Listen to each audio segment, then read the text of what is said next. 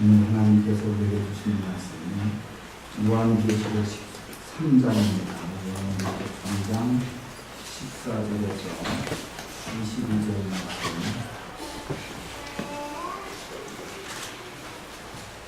성경 마지막에 있는 요한계시록 3장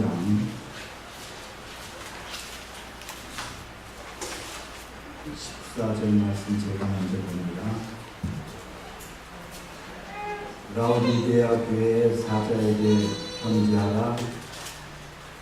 아멘이시여 충성되고 참된 증인이시여 하나님의 창조의 근본이신 이가 이르시되 내가 내 일을 아느니 내가 자지도 아니하고 걷지도 아니하노라.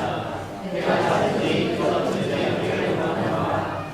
내가 이같이 미지근하여 뜨겁지도 아니하고 차지도 아니하니 내 입에서 너를 토하여 버리리라.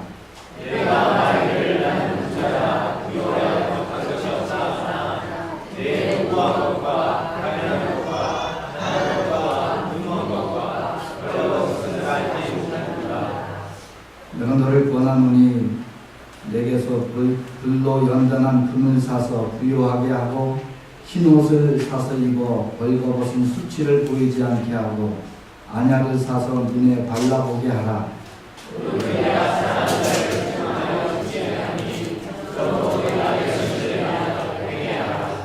볼지어다 내가 문 밖에 서서 두드리노니 누구든지 내 음성을 듣고 문을 열면 내가 그에게로 들어가 그와 더불어 먹고 그는 나와 더불어 먹으리라.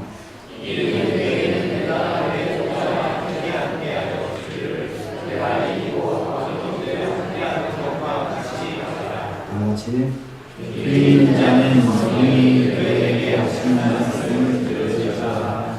아멘. 미국의 유명한 심리학자이자 기독교 작가인 레리 크레퍼스라는 이런 책을 썼습니다. Does it real church? Does it exist? Can I find it? 참된 교회, real church. 정말 그것이 존재하는가? 그것을 찾을 수 있는가?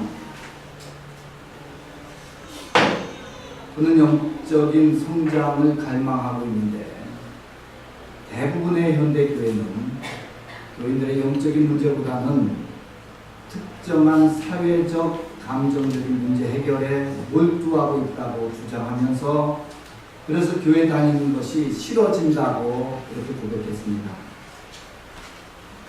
그는 교회에 대한 갈망과 정말 그런 영적인 바람 속에서 교회를 출석해 보았지만 그럴수록 교회에 대한 실망, 좌절, 염려 이런 자기에게 오는 모든 문제들을 극복하려는 그 노력의 과정에서 이 책을 썼다고 고백합니다. 그래서 그 결국에는 그는 하나님이 원하시는 교회, 그가 진정으로 소속되고 싶은 교회, 그런 교회를 찾을 수 있을 것이다 라는 소망을 가지고 결론을 맺고 있습니다. 여러분, 교회는 많은데 어떤 교회를 다녀야 할까요? 저도 종종 이런 질문을 듣게 됩니다. 크랩 박사와 같이 이 참된 교회, 하나님이 정말 원하시는 교회, 그런 교회를 찾으면서 방황하는 그리스도인들이 우리 주변에 적지 않은 것 또한 사실입니다. 여러분께 질문드립니다. 정말 어떤 교회가 참된 교회일까요? 그리고 그런 교회가 정말 우리 주변에 존재할까요? 이런 질문에 여러분 뭐라고 대답하시겠습니까? 여러분, 계속해서 제가 교회에 대한 말씀을 나누고 있습니다. 교회라고 하는 것은 어떤 조직이나 또 우리가 어느 교단에 속했다고 하는 교단이나 건물이나 이런 것이 결단코 아닙니다. 예수 그리스도 안에서 거듭난 사람들의 공동체, 그것이 진정한 의미의 교회입니다. 참된 교회란 하나님께서 태초에 아담과 하와에게 가르쳐 주었던 그 진리를 변개하지 않고 변화시키지 않고 그대로 간직하고 있는 것이 교회입니다. 변함없는 복음을 간직하고 있는 교회. 그 복음을 간직할 뿐만 아니라 가르치는 교회.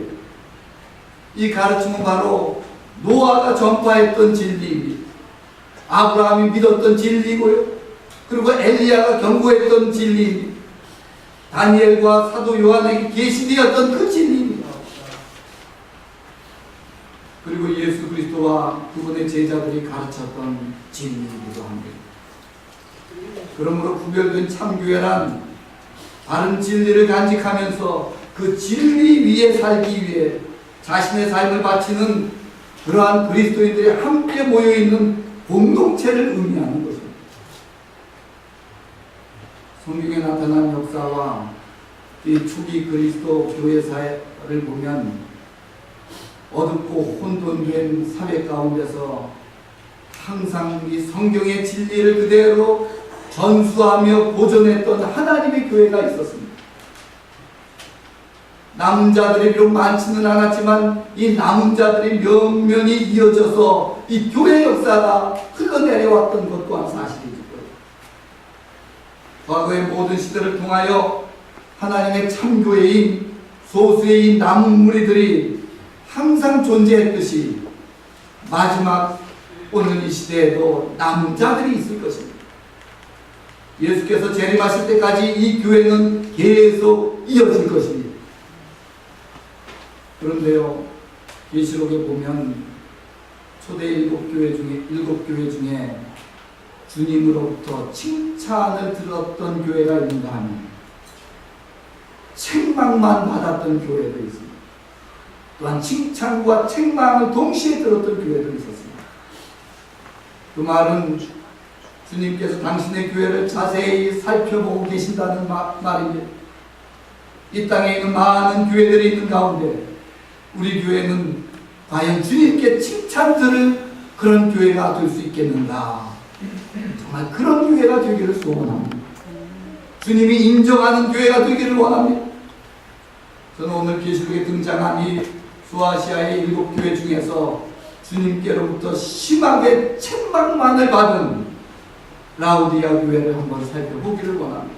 이 교회를 보면서 주님께서 교회를 책망하신 포인트가 어디에 있었는지를 알기를 원합니다.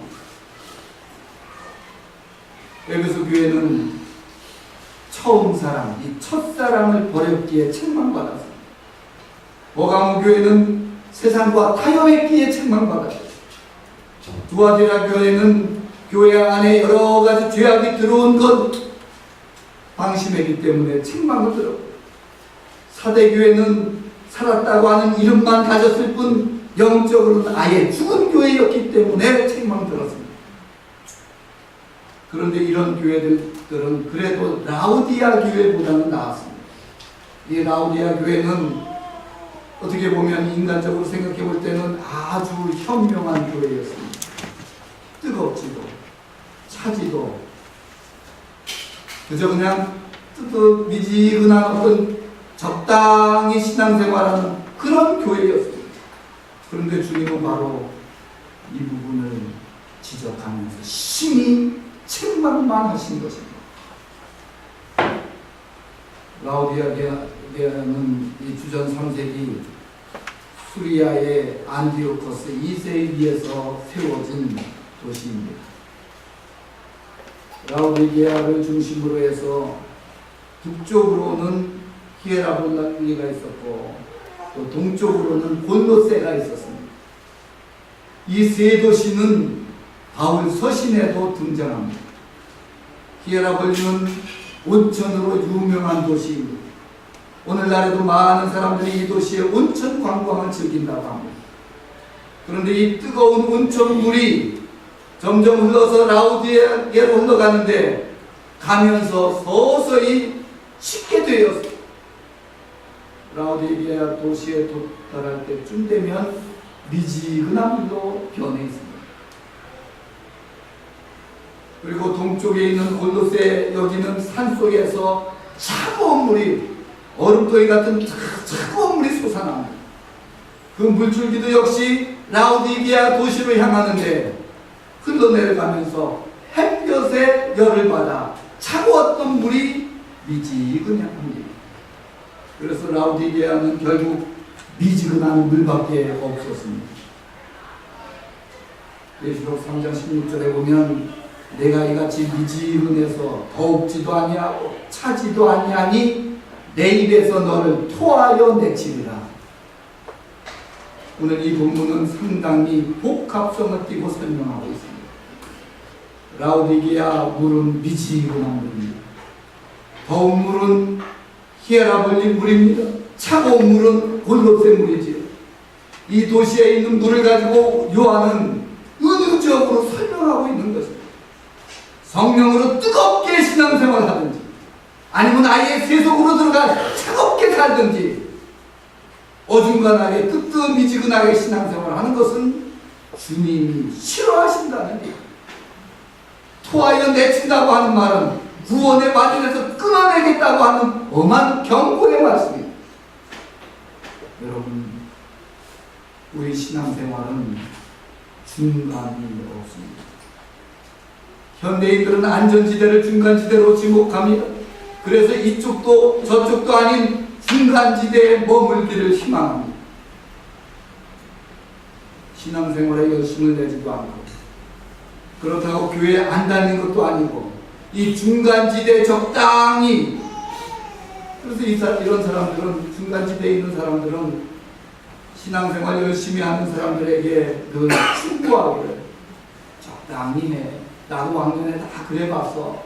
하나 소용없어. 열심을 낸다고 누가 알아주는 것도 아니고 적당히 하는 것이 지혜롭다고 많은 사람들에게 충고하지. 그런데 오늘 본문에서 주님은 이러한 모습을 엄히 경고하고 책망하고 있는 것입니다. 제가 젊었을 때 강원도 홍천에서 군대 생활을 했는데 그때 군대 생활하면서 가장 많이 들었던 말이 어영부영이라는 말이었습니다. 저는 군대 가기 전까지 이 어영부영이라는 말을 들은 적이 없어요. 군대 가서 처음 들은 말이라 그 말 뜻을 대강은 알겠지만 정확히 몰랐습니다. 나중에 알고 보니까 그 뜻은 중간지대에 적당하게 너무 심하게 튀지도 말고 처지지도 말고 중간에 서라고 하는 그런 고참들의 충고가 늘 있었습니다. 어영부영대도 국방부 시계는 돌아간다면서 군대 생활은 모든 게 적당, 그렇게 우리 제대하지 않았습니까? 군대는 그게 통했어요. 그게 지혜로웠어요. 그런데 그게 사회, 우리 교회 생활까지 연장이 되면 그건 죽습니다. 큰일 나는 겁니다. 여러분, 신앙생활은 어영부영이 통하지는 않습니다.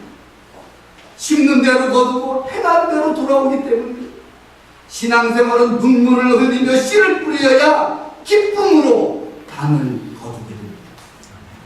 기도한 만큼 응답을 받게 됩니다. 주님을 깊이 묵상하면 묵상할수록 주님의 크신 사랑을 위로부터 공급받습니다. 그렇잖아요, 여러분. 또한 이 라오디게아 특징은 돈이 많았다는 것입니다. 라오디게아는 교통의 요충지로서 금융산업이 발달되면서 부유한 도시가 되었습니다. 오늘 본문에 기록된 예수님의 말씀을 통해서 그들의 부유함과 그로 인한 그들의 거만한 자세를 우리는 엿볼 수 있습니다. 예수록 3장 17절에 이런 말씀하시죠. 내가 말하기를 나는 부자라 부유하여 부족한 것이 없다 하나. 여러분, 우리가 아는 초대교회, 예루살렘 교회, 안디옥 교회, 이런 교회는 가난했습니다. 금과 은이 없었습니다. 하지만 그들에게는 예수의 이름이 있었고 예수의 권능이 있었습니다. 그래서 베드로는 성전 미문에 앉아있는 안중뱅이에게 금과 은은 내게 없지만 내게 있는 예수 그리스도 이름으로 명하노니 일어나 걸어라. 어떤 일이 벌어졌습니까? 놀랍게도 앉은 데에서 그 자리에서 일어났어요. 벌떡 일어나 성전을 향해서 찬양하며 일어나 뛰기도 했다고 성경은 기록합니다. 주의 권능 능력이 있었습니다. 그런데요, 오늘날 교회는 정반대가 되어버렸습니다. 금과 은은 있을런지 몰라도 예수의 권능이 사라졌습니다. 사단은 우리에게 금과 은을 주면서 우리의 영안을 멀게 했습니다. 대신 예수의 권능의 이름은 빼앗아가 버렸습니다. 우리 교회는 이 능력을 다시 회복해야 합니다. 어떻게 회복할 수 있을까요? 기도와 말씀, 이것 가지고 회복하는 겁니다. 모일 때마다 모임마다 기도하고 찬양하고 예수님의 이름을 송축하면서 높여드리면서 전심으로 그를 갈망하고 주님께 영광을 돌리는 예배를 드릴 때 이 능력이 우리에게 배워옵니다. 모임마다 말씀을 묵상하고요, 우리에게 회복의 영을 달라고 기도하고, 그래야 우리가 참된 교회로 서갈 수 있습니다. 라오디게아 교회의 가장 심각한 문제는 이단 사상을 물리치지 못하는 것입니다. 오히려 그들은 이단적 사상에 완전히 물들어 버렸어요. 그 결과 그들은 예수님의 신성을 부인하면서 예수님을 교회 문 밖으로 내쫓고 말았습니다. 이 라오디아 교회는 예수님이 없는 교회가 되어버렸습니다. 예수님과는 아무런 상관없는 교회라는 명목은 있지만 본질적으로 예수님과 전혀 관계없는 교회가 되었습니다.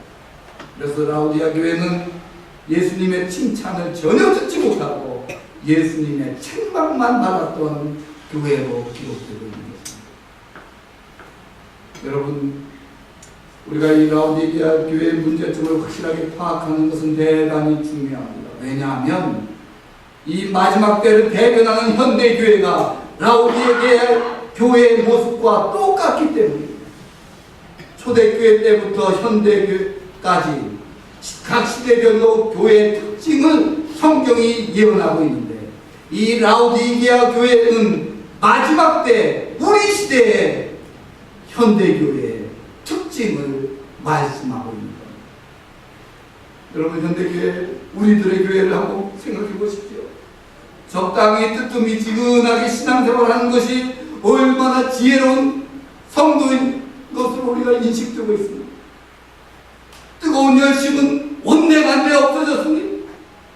뜨거운 성령의 불체험도 이제는 먼 과거지사가 되어버리고 말았습니다. 그렇다고 싸늘하게 식어진 것도 아니고 그저 미지근한 상태. 주일은 어쩔 수 없이 교회는 안 갈 수가 없고, 그래서 성경책 주일 예배 마치고 나서 책장에 꽂아두었던, 좀 심하게 표현하면 처박아두었던 성경책 툭 털어버리고 나오는 우리들의 모습이 아닌가요? 너무도 미지근해져 버렸습니다. 이렇게 뜨뜻미지근한 신앙이 마치 교양 있는 신앙이 있는 것처럼 착각할 수 있도록 우리를 그렇게 만들어 버렸어요. 이것이 교양으로 포장되니까 설득력이 있어요. 이렇게 하는 게 지혜로운 성도라고들 얘기하고, 우리들을 향한 주님의 지적이 얼마나 날카롭습니까? 내가 내 행위를 아노니 내가 차지도 아니하고 뜨겁지도 아니하고, 내가 차든지 뜨겁든지 둘 중에 하나를 하라는 거예요. 내가 이같이 미지근하여 뜨겁지도 아니하고 차지도 아니하니 내 입에서 너를 토하여 버리리라. 15절 16절 말씀이죠. 여러분, 정말 생각해보면 우리는 가졌습니다.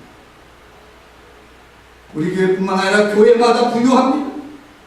물질적으로 별로 구애받지 않습니다.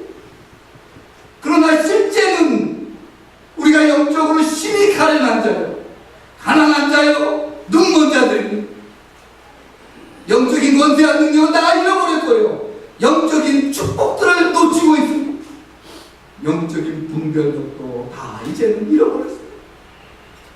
우리는 라오디아 교회처럼 우리 자신의 실상을 보지 못하는 그러한 자들이 되어버리고 말았습니다. 오늘 우리 교회가 주님의 책망을 외면하고 우리의 겉모습에 만족하고 있다면 라오디게아의 이 책망을 우리 역시 똑같이 주님으로부터 들을런지 모르겠습니다. 사랑하는 성도 여러분, 그러면 우리가 어떻게 라오디게아 교회의 모습을 벗어버리고 주님이 인정하시는 참된 교회의 모습으로 회복할 수 있을까요? 오늘 본문에서 해답을 줍니다. 첫째로 우리 교회에게 말씀하시는 주님이 어떤 분이신지를 분명히 알아야 합니다. 우리 주님이 어떤 분이신가? 오늘 14절에서 주님은 세 가지로 소개합니다. 아멘이시요, 충성되고 참된 증인이시요, 하나님의 창조의 근본이시니가 세 가지를 얘기하죠. 아멘이시라고 얘기하고, 둘째로는 충성되고 참된 증인이라고 얘기하고, 그리고 세 번째는 하나님의 창조의 근본이신이라고 말씀합니다. 여러분, 예수님은 아멘이시라고 합니다. 아멘. 아멘 하면 우리가 기도에 동의할 때, 기도 마칠 때 사용하는 단어로 기억하고 있습니다. 이 아멘이라는 말이 원래 무슨 말일까요? 이 아멘은 히브리 단어인데 그 원래 뜻은 진리라고 하는 뜻입니다. 구약 성경에서 아멘이 나올 때는 진리라는 단어인데 하나님을 부르는 칭호에 이 아멘이 사용되어졌습니다. 예수 그리스도가 진리이신 또 아멘으로 신약에서 나타납니다. 이 아멘은 신성을 표현하는 단어입니다. 이사야 15장 16절에 이러므로 땅에서 자기를 위하여 복을 구하는 자는 진리의 하나님, 요게 아멘의 하나님, 진리의 하나님을 향하여 복을 구할 것이요 땅에서 맹세하는 자는 진리의 하나님, 요게 아멘의 하나님, 아멘의 하나님으로 맹세하리니. 아멘이란 진리라는 뜻이에요. 이와 같이 하나님이 구약 성경의 아멘이시라면 예수님은 신약 성경의 아멘이십니다. 이것은 예수님의 신성, 곧 예수님이 바로 하나님이신 것을 의미합니다. 그렇다면 왜 예수님께서 라오디게아 교회에 하필이면 아멘의 모습으로 나타나셨을까요? 특별한 의도가 있었기 때문입니다. 이 라오디게아 교회는 예수님의 신성을 부인했습니다. 예수님이 하나님의 아들이시다 하는데 하나님의 아들이심을 인정하지 않았습니다. 이제 예수님은 4대 성인 가운데 한 사람 정도로 아주 훌륭한 분, 도덕적인 뛰어난 스승 정도로 인정했어요. 아멘의 예수님. 고린도후서 1장 20절에 보면 하나님의 약속은 얼마든지 그리스도 안에서 예가 됩니다. 예가 되니, 여기에 예라고 하는 말은 예스가 된다고 하는 얘기죠. 그런즉 그로 말미암아 예수님으로 말미암아 우리가 아멘하여 하나님께 영광을 돌리게 됩니다. 하나님이 우리에게 약속하신 모든 것들은 예수 그리스도 안에서 성취가 되는 것입니다. 구원의 약속, 영생의 약속, 죄사함의 약속, 이 모든 것들이 그리스도 안에서만 이루어집니다. 따라서 하나님의 약속들이 우리에게 성취되기 위해서는 우리에게 아멘이신 진리이신 예수님이 반드시 계셔야 합니다. 아멘이신 예수님을 문 밖에 세워두면 곤란합니다. 아멘이신 예수님이 우리 안에 계셔야 되고요. 우리 성전 안에 계셔야 되고요. 우리 집회 안에 예배 가운데 중심으로 그 주체로 예수님이 거하셔야 합니다. 예수님이 과거에 나를 위해 행하신 모든 일에 믿음으로 아멘 하셔야 합니다. 예수님이 현재 나를 위해 행하시고 있는 일에 믿음으로 아멘 해야 합니다.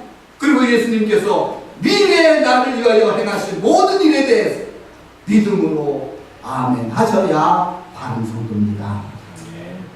사랑하는 성도 여러분, 아멘이신 예수님은 언제나 우리 말씀에 아멘 하기를 바랍니다. 여러분이 주의 말씀, 이 성경의 진리의 말씀이 있다가 마음에 감격이 오면 아멘으로 봐.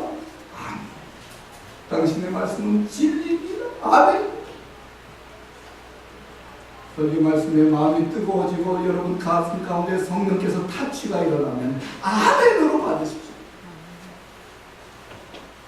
진리의 영이신 우리 예수 그리스도 성령님,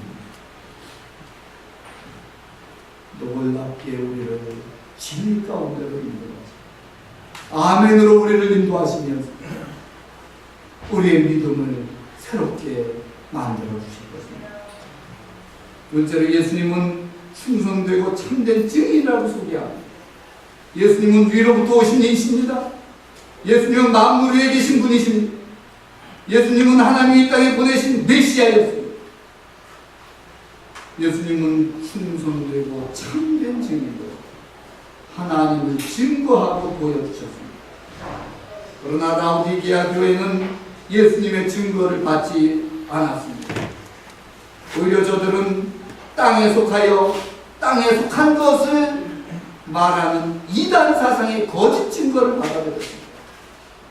그 결과 저들은 예수님의 신성을 부인했던 것입니다.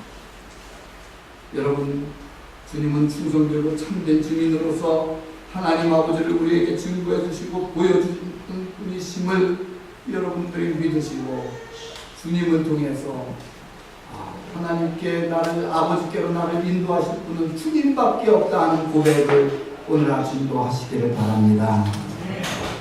셋째, 예수님은 창조의 근본으로 나타나셨습니다.